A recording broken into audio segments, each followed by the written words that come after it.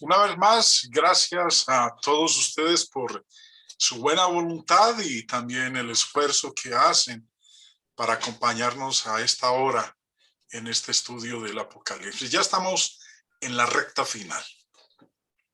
Ya tuvimos nuestra primera parte de análisis del capítulo 19 y lo último que estuvimos nosotros estudiando fue con respecto a las bodas del Cordero. Esa porción del capítulo 19 que nos habla a nosotros, empezando en el verso 7, cuando dice, gocémonos y alegrémonos y démosle gloria porque han llegado las bodas del Cordero y su esposa se ha preparado. Hicimos investigación, citamos varios parágrafos de libros judíos de cómo era ese desposorio entre la nación judía y que se nos habla aquí de eso que va a hacer el Señor con su iglesia.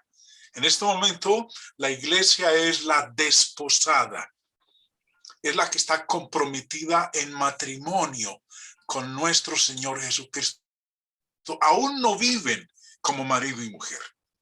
Está esperando el momento en el cual el padre le diga al hijo que el lugar que fue a prepararle a su novia, a su prometida, ya está listo y que entonces puede venir por ella y que se lleven a cabo las bodas y luego de ello llevarla a vivir con ella como marido y como mujer.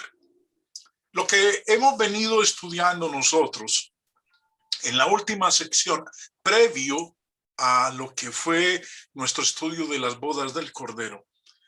El capítulo 18 nos habla a nosotros de que la ramera ha sido destruida. Ahora, habiendo sido destruida la gran ramera en el capítulo 18 y en los primeros 6 versos del capítulo 19, se nos mencionan 4 aleluyas. 4 alabados sea Jehová, porque ha sido destruida la gran ramera. Pero quedan los 2 grandes enemigos de Dios y de nosotros, los seres humanos. La bestia. Bueno, primero se nos habla a nosotros de el gran dragón escarlata. Su destrucción está al alcance de la mano. En el capítulo 12 se nos presentó ese gran dragón, esa serpiente antigua que se llama el diablo y Satanás y que fue a procurar destruir al hijo que estaba esperando la mujer.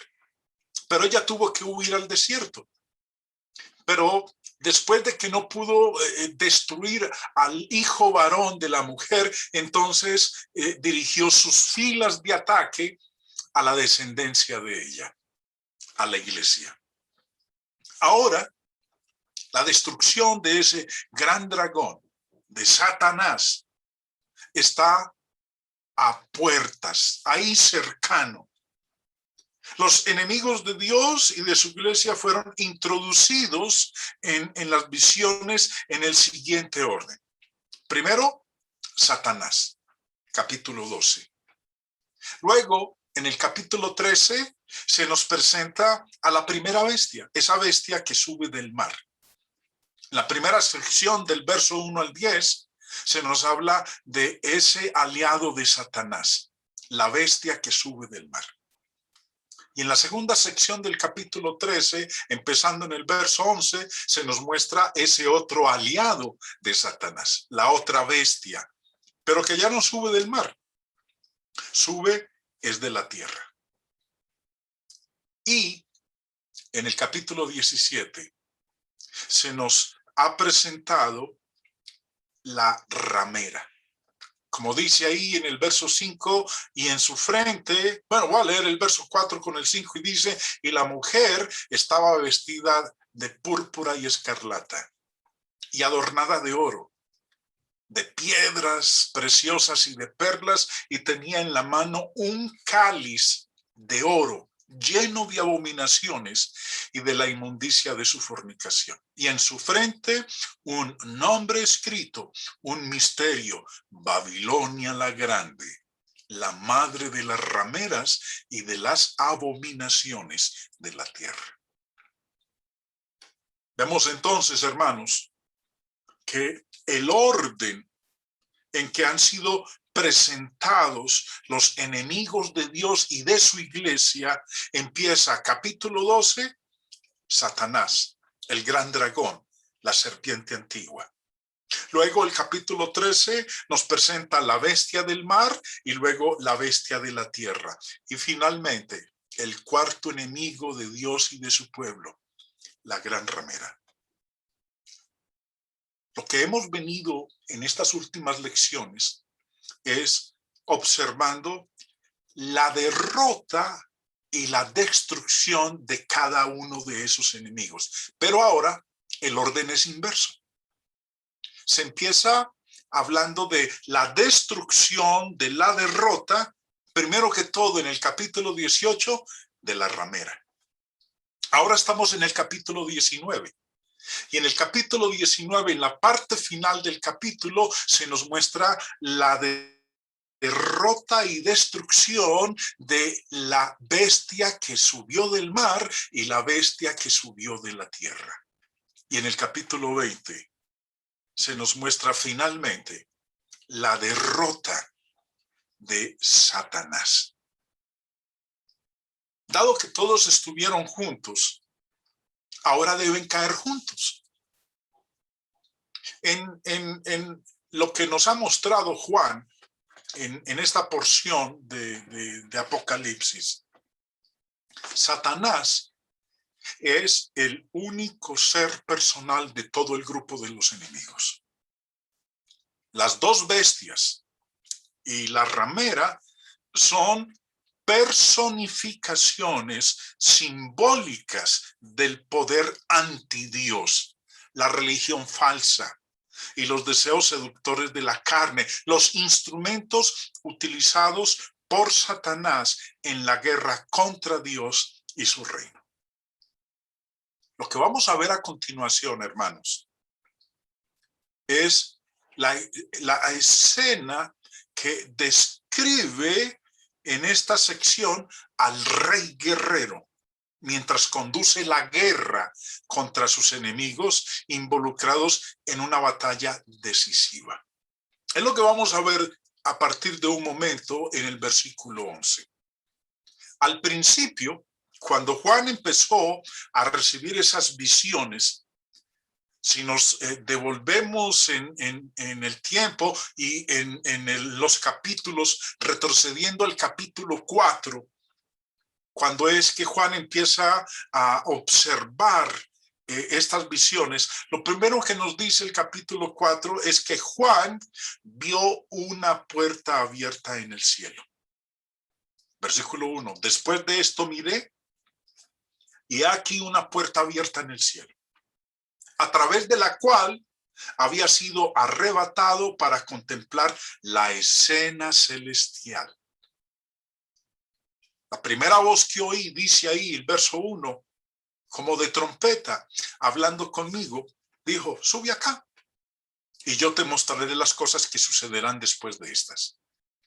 Y al instante yo estaba en el espíritu y aquí un trono establecido en el cielo y en el trono uno sentado. Más tarde, en el capítulo 11, Juan tiene otra visión del cielo. Nos dice en el capítulo 11, verso 19, y el templo de Dios fue abierto en el cielo, y el arca de su pacto se veía en el templo. Como dice ahí, empezando el verso, el templo de Dios fue abierto en el cielo para que Juan pudiera contemplar el arca del pacto de Dios. Después, nos dice en el capítulo 15, después de estas cosas miré, y aquí fue abierto en el cielo, el templo del tabernáculo del testimonio. Y de ese templo salieron los 7 ángeles con las 7 copas de la ira de Dios. Dice el verso 6, y del templo salieron los 7 ángeles que tenían las 7 plagas, vestidos de lino limpio y resplandeciente y ceñidos alrededor del pecho con cintos de oro. Ahora, después de todo esto que Juan ha podido observar del cielo, que se le permite contemplar la escena celestial, que se le permite ver el templo de Dios, el cual ha sido abierto para que contemplara el arca del pacto. Después vio el cielo abierto y observó el templo del tabernáculo del testimonio, y de ese templo, como estamos leyendo aquí en el verso 6, salieron los 7 ángeles con las 7 copas de la ira de Dios. Después de esto, llegamos entonces al capítulo 19. Y Juan contempla todo el cielo abierto para que pueda ver al rey guerrero y a su ejército cuando emergen para luchar contra las fuerzas de Satanás. Ya ha sido derrocada, ha sido destruida la gran ramera. Los que siguen entonces en la lista son la bestia del mar y la bestia de la tierra. El jinete, dice en el verso 11, declara de la siguiente manera: entonces vi el cielo abierto. Una vez más, por quinta vez, Juan ve el cielo abierto y aquí un caballo blanco. Y el que lo montaba se llamaba Fiel y Verdadero, y con justicia juzga y pelea.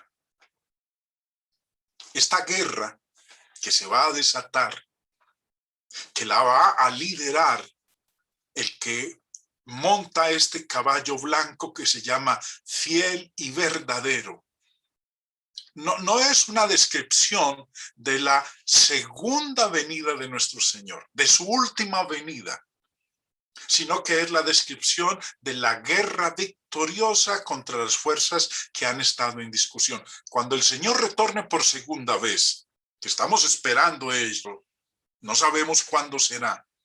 Cuando Él retorne por última vez, Él no va a llevar a cabo ninguna guerra. Él no va a desatar ninguna pelea, como lo está esperando el resto del mundo. Están esperando que el Señor Jesús retorne para que se lleve a cabo la gran batalla del Armagedón. Cuando el Señor retorne, acorde a como Él lo prometió, no va a haber ninguna pelea. No va a haber ningún conflicto bélico. Él vendrá simplemente a juzgar y a dar a cada uno de los seres humanos el destino eterno que le corresponde. Por eso, como dije hace un momento y vuelvo y lo repito, lo que vamos a ver a continuación, lo que vamos a leer en los versículos que siguen, no es una descripción de la segunda o última venida de Jesús, sino de la guerra victoriosa contra las fuerzas que han estado mencionadas en la última parte de los capítulos que hemos estado estudiando. En su aparición final, Jesús vendrá a juzgar y a recompensar, no a hacer la guerra a sus enemigos. Por eso, el juicio y la batalla que se nos muestra en esta visión del capítulo 19 son contra las fuerzas enemigas en ese tiempo.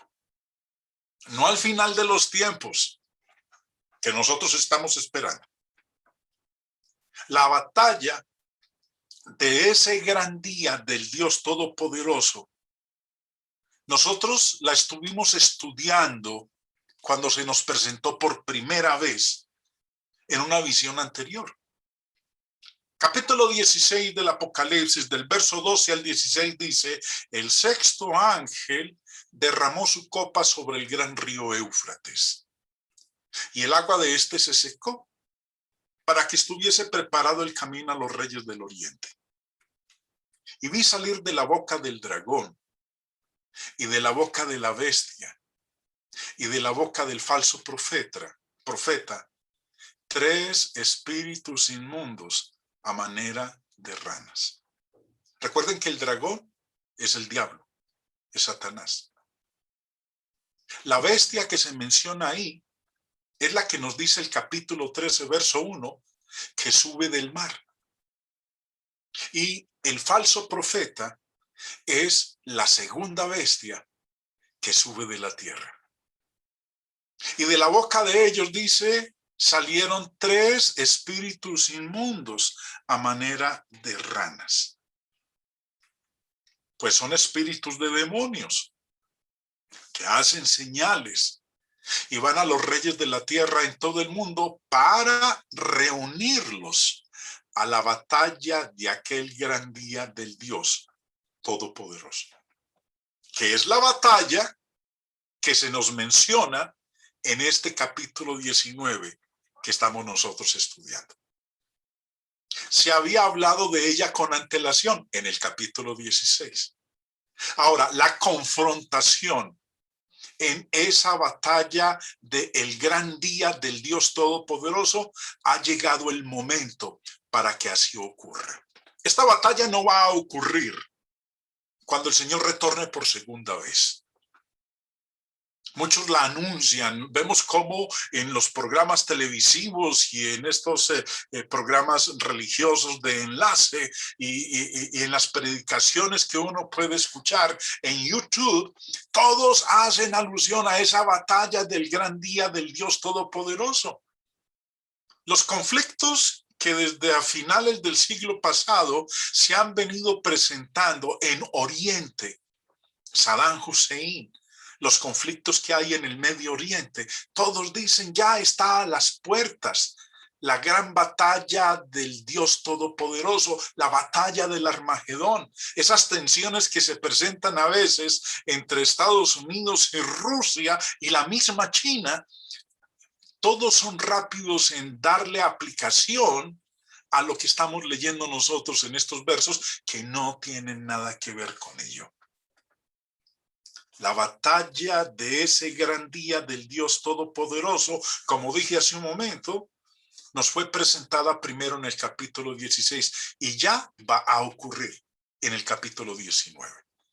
Siguiendo la lectura, nos dice en el verso 15, para reunirlos, termino con la última parte del verso 14, para reunirlos a la batalla de aquel gran día del Dios Todopoderoso. He aquí, yo vengo como un ladrón.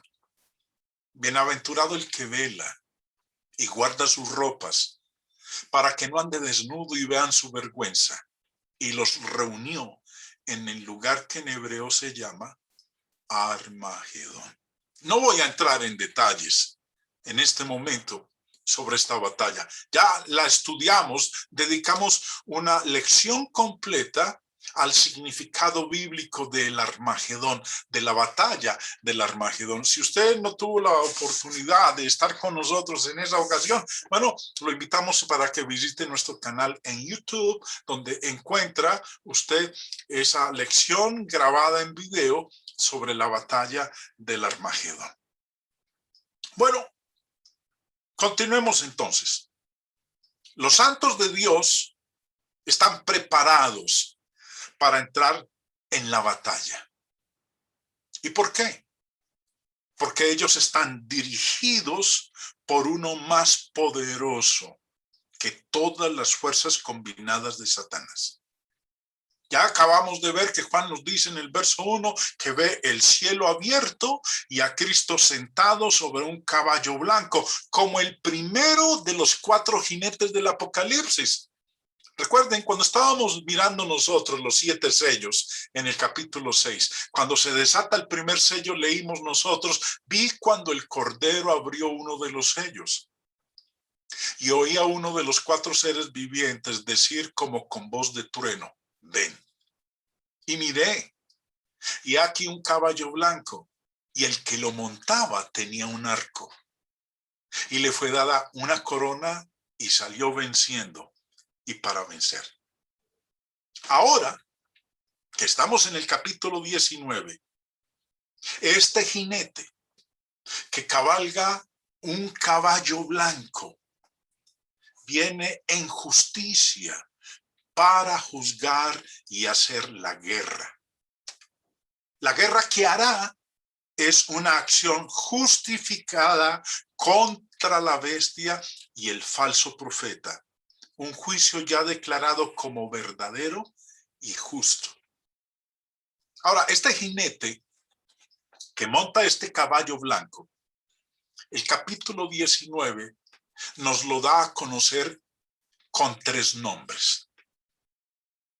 El versículo 11, que ya es en el que nos hallamos, lo describe de la siguiente manera. Entonces vi el cielo abierto y aquí un caballo blanco y el que lo montaba se llamaba Fiel y Verdadero. Primer nombre, Fiel y Verdadero.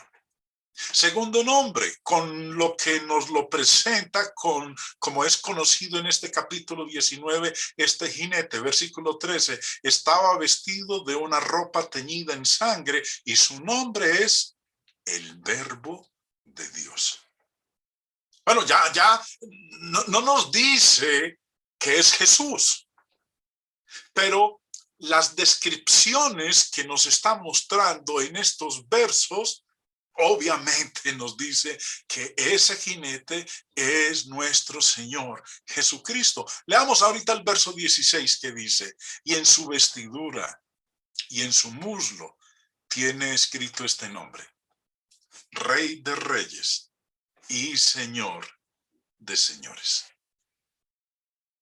Fiel y verdadero, el Verbo de Dios, Rey de Reyes y Señor de Señores. Son los 3 nombres a través de los cuales Juan nos da a conocer la identidad de este jinete que monta este caballo blanco, de este guerrero victorioso que va a enfrentarse con sus huestes celestiales, viene con sus huestes celestiales para vencer de una vez por todas a los enemigos del pueblo de Dios. Ya ha derrocado, ha destruido a uno de esos enemigos, la gran ramera, capítulo 18. Ahora va a derrotar, y eso lo vamos a ver en la próxima lección, va a derrotar a 2 enemigos adicionales. La primera bestia y la segunda bestia. La bestia que sube del mar y la bestia que sube de la tierra. El falso profeta. Y el último en ser derrotado, ya lo veremos en el capítulo 20, que es el que inició todo este conflicto, el gran dragón, la serpiente antigua, que se llama Diablo y Satanás. Versículo 12 dice, sus ojos, nos empieza a dar más descripciones con respecto a ese jinete, no ha dicho su nombre. Nos ha dicho que se le llama de 3 maneras, pero no nos dice directamente que es nuestro Señor Jesucristo. Nos describe ahora de esta manera su personalidad. Sus ojos eran como llama de fuego y había en su cabeza muchas diademas y tenía un nombre escrito que ninguno conocía, sino él mismo. La primera parte del verso nos dice, sus ojos eran como llama de fuego. Ahora, si retrocedemos en el libro del Apocalipsis y nos vamos al capítulo 1 y al capítulo 2, pero voy a inicialmente solo a referirme al capítulo 1 de este libro, identifica al jinete como el Hijo del Hombre. Versículo 13 y 14 del capítulo 1 dice, y en medio de los 7 candeleros a uno semejante al Hijo del Hombre, vestido de una ropa que llegaba hasta los pies y ceñido por el pecho con un cinto de oro. Lo atractivo e interesante es lo que nos dice en el verso 14 de este Hijo del Hombre. Dice lo siguiente: su cabeza y sus cabellos eran blancos como blanca lana, como nieve, sus ojos como llama de fuego. ¿Qué es lo que nos ha dicho en el capítulo 19 con respecto a ese jinete? Sus ojos eran como llama de fuego, versículo 12, Apocalipsis 19, 12, y que en el capítulo 1 dice que el Hijo del Hombre, sus ojos son como llama de fuego. Entonces ya tenemos la identidad de ese jinete, el Hijo del Hombre.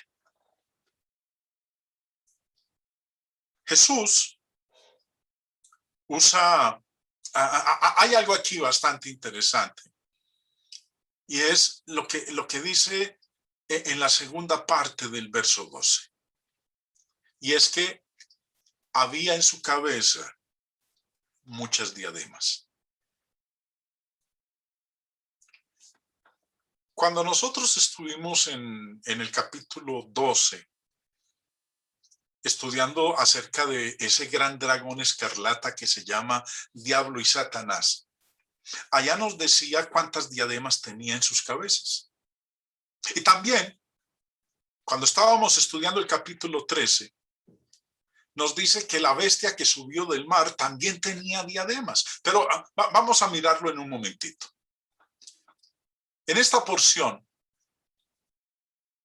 quiero que notemos, y ya lo habíamos estudiado con antelación, que el Nuevo Testamento usa dos palabras para corona.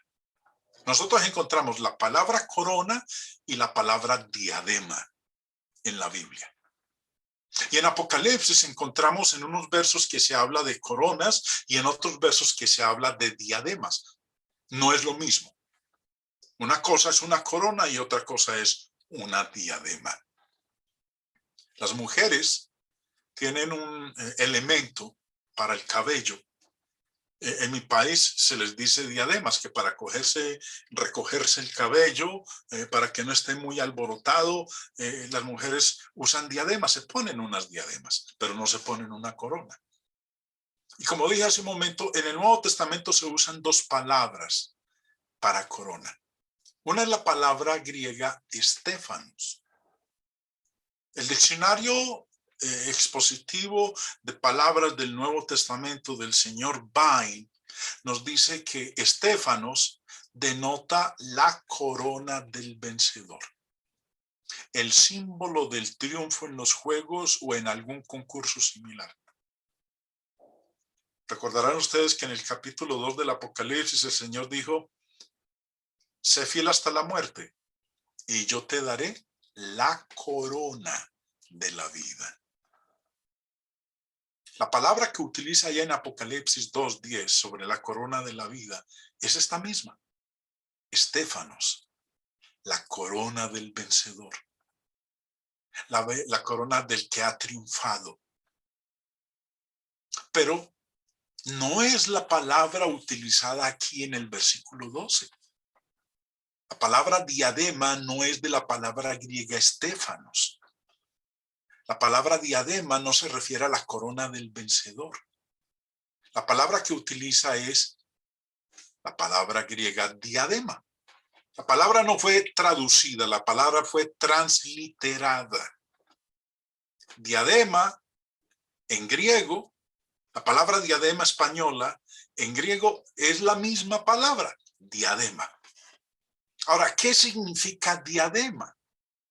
El mismo señor Vine, en su diccionario, nos explica. Diadema se deriva de diadeo, atar alrededor.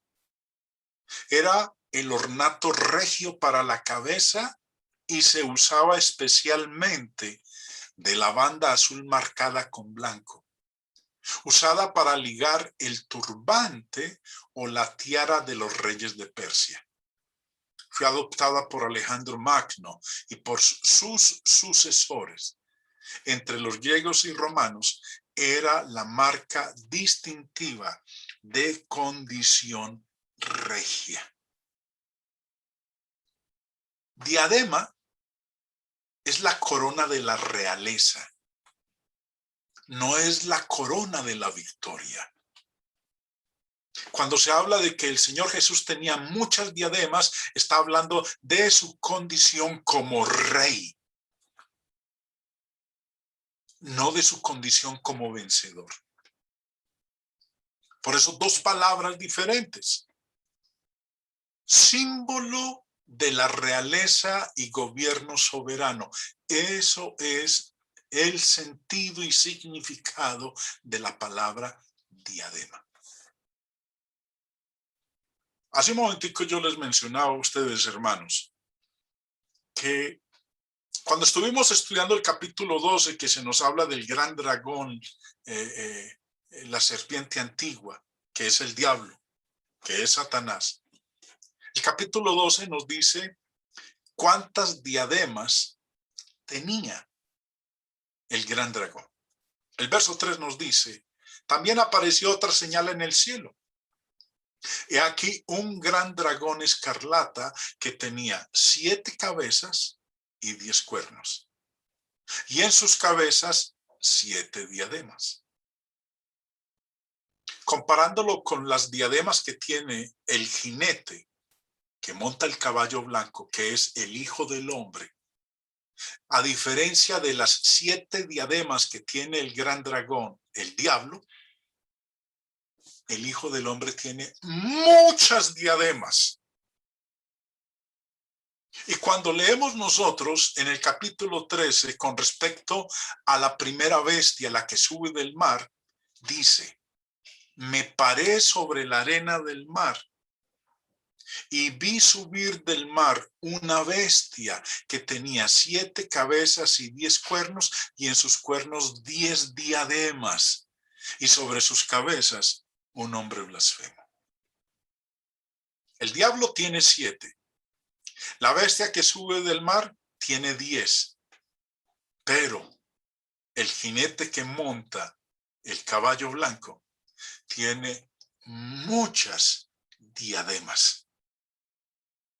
Lo que nos está mostrando aquí con este lenguaje que está empleando es que el Señor Jesús está por encima de ellos. El Señor les supera a ellos en diademas. El diablo podrá tener 7, la bestia podrá tener 10, símbolo de la realeza y gobierno soberano, pero el que está por encima de todos ellos es nuestro Señor Jesucristo, porque Él en su cabeza tiene muchas diademas. Por eso, en este capítulo 19 de Apocalipsis, uno de los nombres que Juan utiliza para referirse a Él es como Rey de Reyes y Señor de señores. Si la diadema es el símbolo de la realeza y del gobierno soberano, el Señor Jesús está por encima de la serpiente antigua, está por encima de la primera bestia, porque Él en su cabeza tiene muchas diademas, símbolo de la realeza y del gobierno soberano.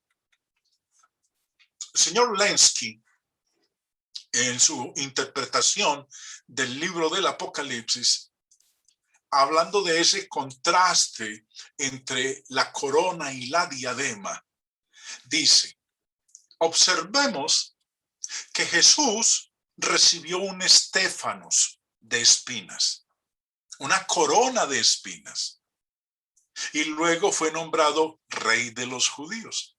Ahora, ¿quiénes hicieron eso? Los soldados.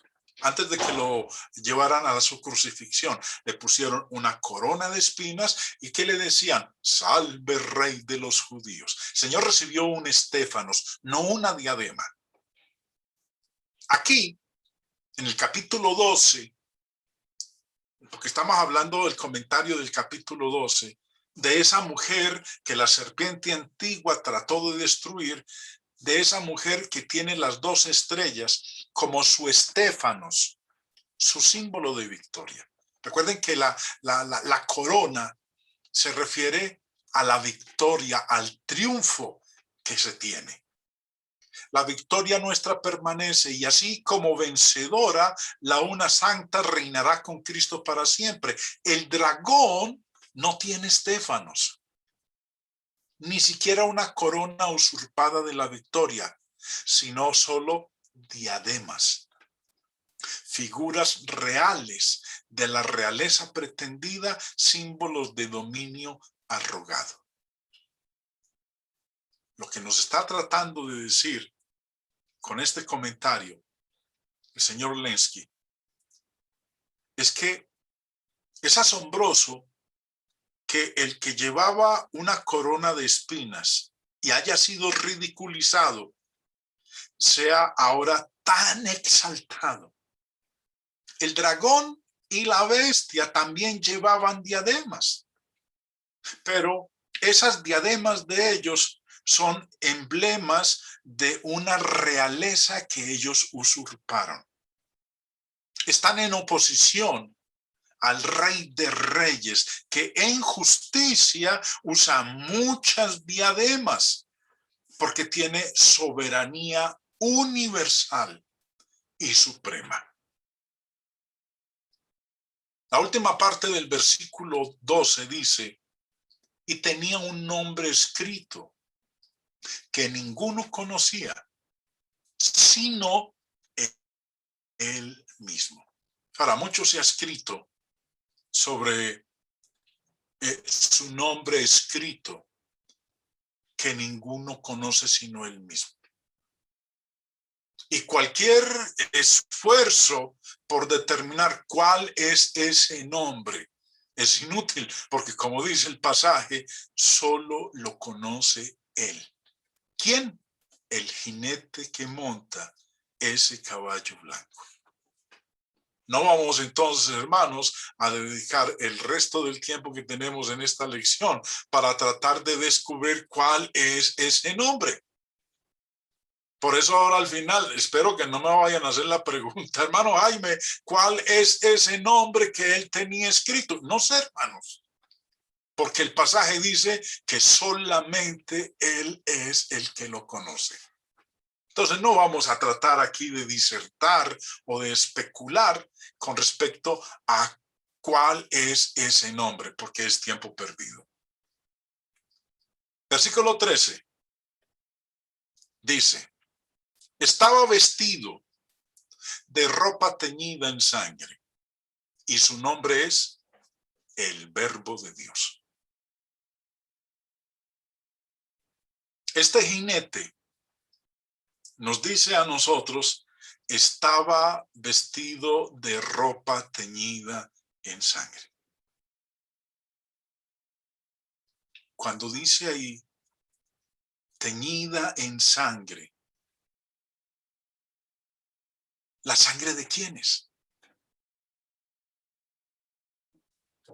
Bueno, simplemente lo que tenemos que hacer nosotros es mirar dentro del contexto y nos vamos a dar cuenta cuál fue la sangre usada con la cual su vestimenta se tiñó o se salpicó de sangre. Debido a que el pisar el lagar, recordemos que en varias ocasiones hemos leído en el capítulo 17 y capítulo 18 del lagar de la ira del Dios Todopoderoso. En el versículo 15 nos dice algo que va a hacer este jinete, este hijo del hombre. Dice el verso 15, de su boca sale una espada aguda para herir con ella las naciones, y él las regirá con vara de hierro. Y él pisa el lagar del vino del furor y de la ira del Dios Todopoderoso. Su vestimenta ha sido teñida o se ha salpicado o se ha manchado con sangre. ¿La sangre de quiénes? Bueno, podríamos decir que su sangre que él derramó en la cruz. O, como dice el verso 15, la sangre que hay en el lagar de la ira de Dios. Él pisa el lagar del vino del furor y de la ira del Dios Todopoderoso. La escena que se describe aquí de la prenda teñida en sangre me recuerda a aquella escena en la que nos dice Isaías en el capítulo 63 que Jehová regresaba de Bosra con sus vestiduras manchadas de sangre. Es más, vamos a leerlo para que ustedes, hermanos, tengan una idea más clara de dónde sale esta sangre con la cual la vestimenta del jinete ha sido teñida con sangre. Otras versiones, en lugar de decir que han sido teñidas con sangre, dice que se mancharon con sangre o que se salpicaron con sangre. Dice el capítulo 63 de Isaías: ¿quién es este que viene de Edom, de Bosra, con vestidos rojos? Este hermoso en su vestido, que marcha en la grandeza de su poder. Yo, el que habla en justicia grande para salvar. ¿Por qué es rojo tu vestido y tus ropas como del que ha pisado en lagar? Y en respuesta a la pregunta aquí planteada en este versículo 2, ¿por qué es rojo tu vestido y tus ropas como del que ha pisado lagar? Jehová responde, verso 3, he pisado yo solo el lagar, y de los pueblos nadie había conmigo. Los pisé con mi ira y los hollé con mi furor, y su sangre salpicó mis vestidos y manché todas mis ropas. Porque el día de la venganza está en mi corazón y el año de mis redimidos ha llegado. Miré y no había quien ayudara, y me maravillé que no hubiera quien sustentase, y me salvó mi brazo y me sostuvo mi ira. Y con mi ira hollé los pueblos y los embriagué en mi furor y derramé en tierra su sangre. Vemos entonces que ese jinete montado en ese caballo blanco, que es el Hijo del Hombre, nuestro Señor Jesucristo, quien ha venido a realizar la última batalla, la batalla del gran día del Dios Todopoderoso, para acabar con los enemigos de Dios, con todos los que se levantaron contra el pueblo de Dios en esa gran batalla, en toda esa sangre que fue derramada en ese batalla, la batalla del Armagedón, la sangre de todos aquellos que fueron derrotados y destruidos por ese jinete, salpicaron su vestido y lo mancharon con sangre. Lo salpicaron con sangre, o como usa aquí la palabra el apóstol Juan, tiñeron su ropa con sangre. Su manto, su vestido, fue salpicado con la sangre de sus enemigos cuando él pisó el lagar. Este paralelo estamos leyendo nosotros aquí en Isaías 63. Nos lleva entonces a la conclusión de que la sangre rociada sobre el manto del jinete es la sangre de sus enemigos y no la suya, ni la de su propio pueblo que había muerto por su causa. La parte final del verso 13 nos dice, y su nombre es el Verbo de Dios. Este nombre solo lo registra Juan.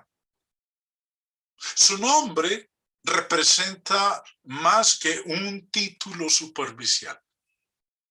En el Evangelio, Juan hace uso de la frase el verbo. Él es el único en toda la Biblia que registra esa expresión, el verbo de Dios. La mayoría de los que se sepan de memoria cómo empieza el Evangelio de Juan en el capítulo 1, recordémoslo. Dice el verso 1, y en el principio era el verbo, y el verbo era con Dios, y el verbo era Dios.